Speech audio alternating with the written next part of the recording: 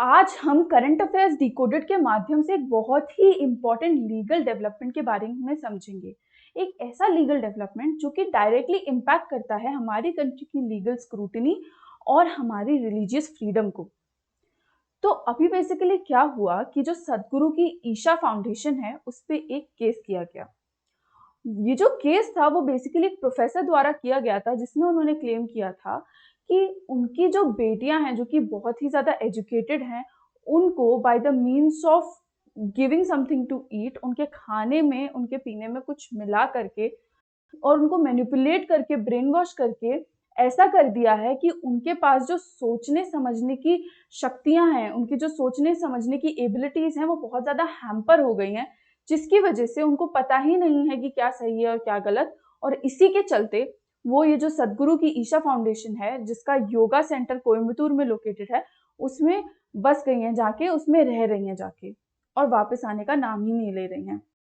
तो इन प्रोफेसर ने बेसिकली क्या किया, उन्होंने एक हेबियस कॉर्पस की जो पिटीशन थी उसको दायर किया गया मद्रास हाई कोर्ट में, और उन्होंने कहा कि ये जो फोर्सफुली कोअर्सिवली ये जो जबरदस्ती मेरी बच्चियों को रखा जा रहा है, मैं चाहता हूं कि आप इस पे इंटरवीन करें, आप इसके बारे में जांच पड़ताल करें। और इसी जांच पड़ताल के चलते क्या हुआ कि कुछ 150 लोगों का, 150 पुलिस ऑफिसर का जो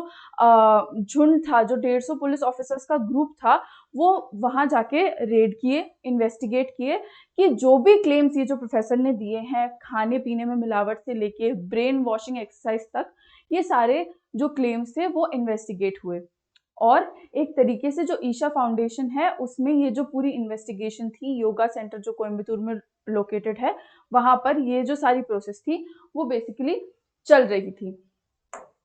उसके बाद क्या हुआ कि इस सब के चलते, क्योंकि मामला जो था वो हाई कोर्ट का था, तो इस सब के चलते कुछ लीगल प्रोसीडिंग्स हुई ईशा फाउंडेशन के खिलाफ। और इसी पर्टिकुलर केस को आज हम डिस्कस करेंगे बिल्कुल डिटेल में और समझेंगे कि ये लीगल प्रोसीडिंग्स और ये जो इंटरवेंशंस हुए हैं एट डिफरेंट लेवल्स, वो क्या हुए, क्यों हुए और क्यों जरूरी थे।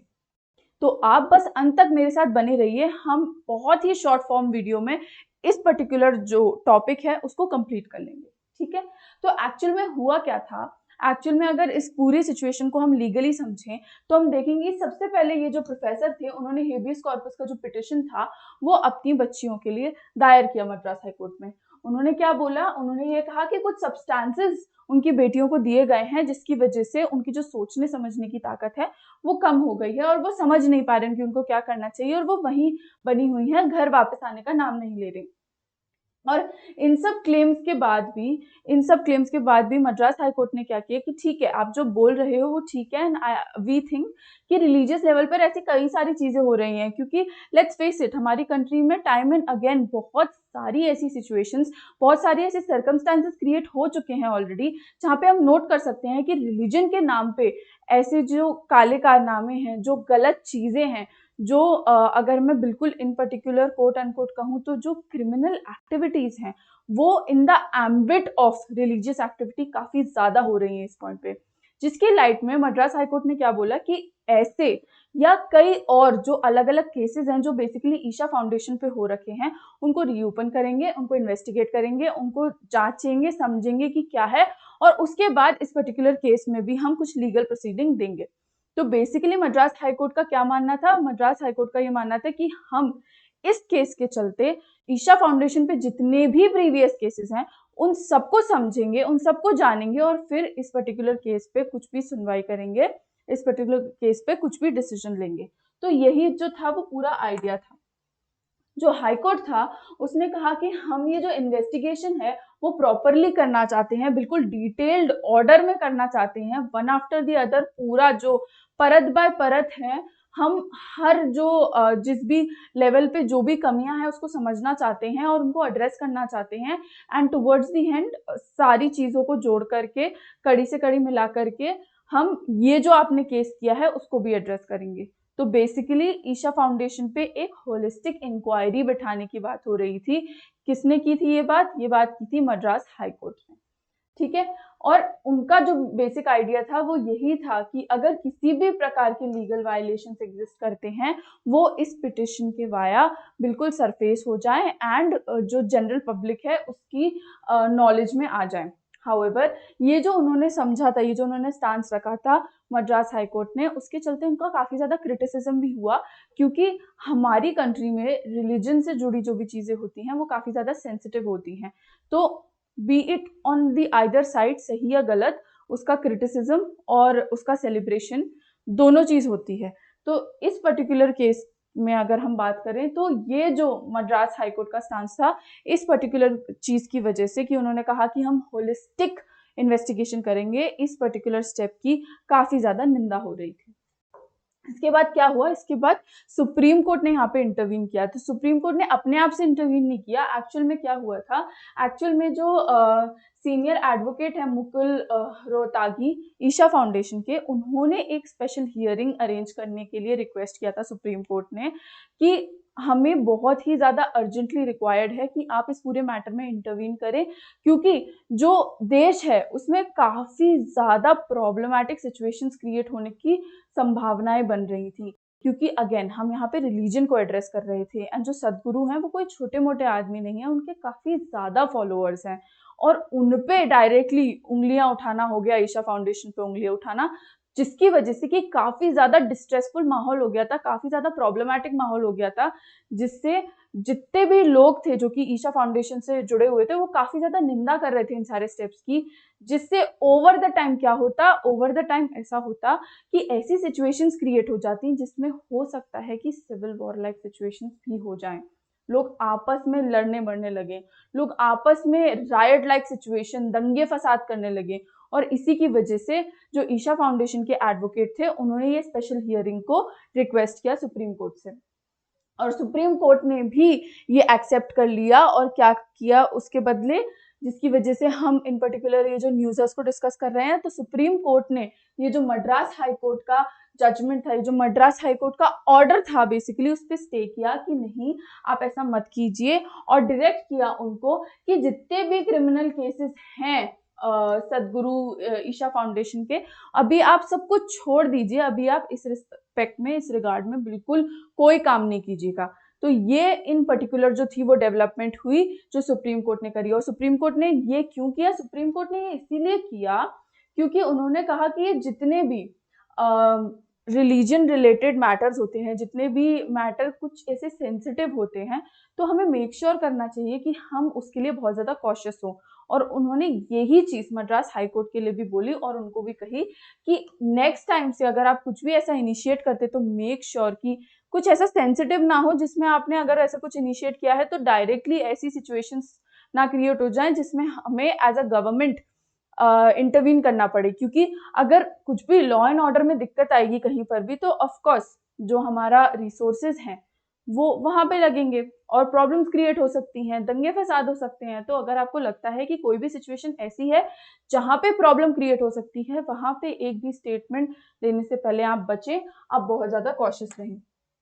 सुप्रीम कोर्ट ने इसके साथ साथ और क्या किया था, सुप्रीम कोर्ट ने इसके साथ साथ ऐसा किया था कि जो सुप्रीम कोर्ट के चीफ जस्टिस, मतलब हमारे जो चीफ जस्टिस ऑफ इंडिया हैं, उन्होंने एक प्राइवेट वीडियो चैट जो थी उसको कंडक्ट किया था, जिससे कि वो इंटरव्यू कर पाए वो जो दोनों लड़कियां थी प्रोफेसर की, उनका, और एक्चुअल में क्या सीन है वहां पर वो जान पाए, जिससे कि उनके पास भी एक ट्रांसपेरेंट अप्रोच हो इस पर्टिकुलर केस को इन्वेस्टिगेट करने के लिए, जिससे उन्हें पता हो कि दोनों तरफ के जो हमारे स्टेक होल्डर्स हैं उन पे क्या इम्पैक्ट है, कैसा इम्पैक्ट है। तो यही समझने के लिए, यही पूरी पिटीशन को इन्वेस्टिगेट करने के लिए जो चीफ जस्टिस ऑफ इंडिया हैं, उन्होंने ये वीडियो चैट जो थी उसको ऑर्गेनाइज किया। और उसमें उन्होंने ये आइडेंटिफाई किया कि जो एक डॉटर थी, उन्होंने कहा कि उनके जो पिताजी हैं वही उनको हरास करते हैं, वहाँ पे ऐसा कोई सिचुएशन नहीं है जैसा कि बोला जा रहा है, क्लेम किया जा रहा है हमारे पिता द्वारा, बल्कि हम जो ईशा फाउंडेशन में रुके हुए थे, हम बिल्कुल अपनी मर्जी से रुके हुए थे और अपनी मर्जी से वहाँ पर ठहरे हुए थे। वहाँ पे कोई भी हमें जोर जबरदस्ती नहीं किया था, हमारे खाने में कुछ भी नहीं मिलाया था, बल्कि उलट थी जो सिचुएशन, जो क्लेम की जा रही है कि हमारे जो कोयम्बटूर में योगा सेंटर है वहाँ पे थी, वैसा कुछ नहीं था, बल्कि हमारे घर में ही प्रॉब्लम्स थी, जिसकी वजह से इवेंचुअली हम अपने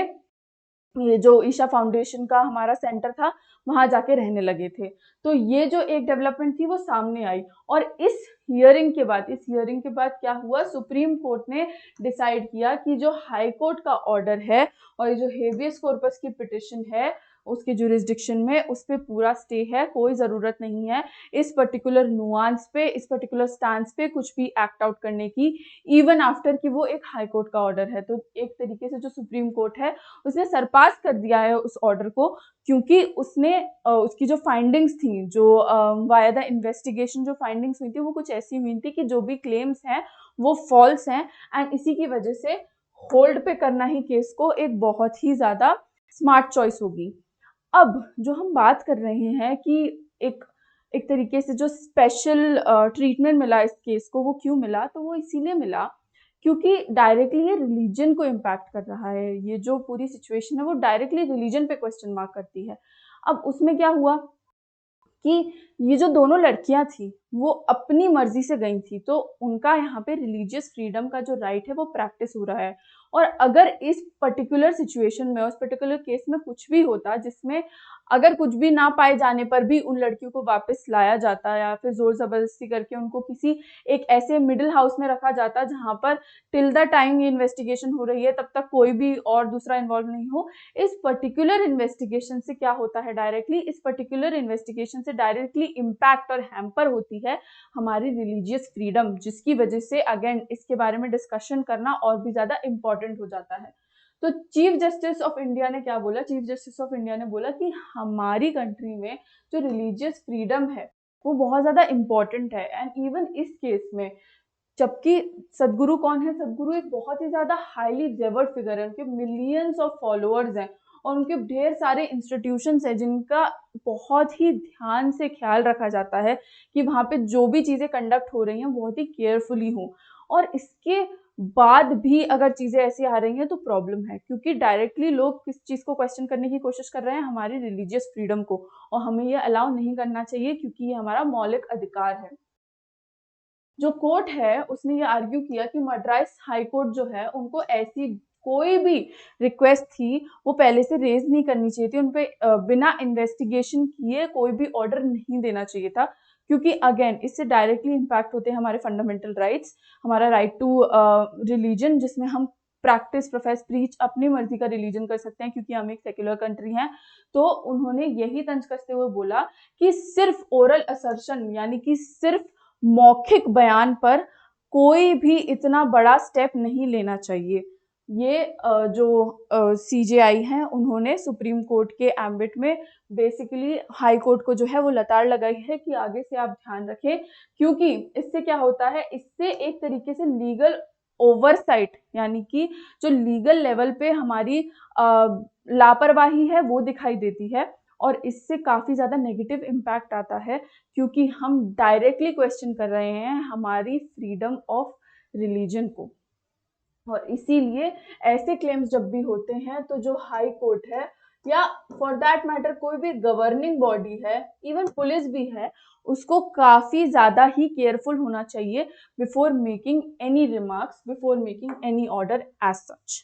तो अगर आपको ये जो सेशन था वो इन्फॉर्मेटिव लगा हो और आपको ये जो रीसेंट डेवलपमेंट है वो समझ में आई हो, तो please like, share, comment and subscribe to our channel Current Affairs Decoded. With this is me Nandini, your decoder for the day, signing off. Thank you so much for watching.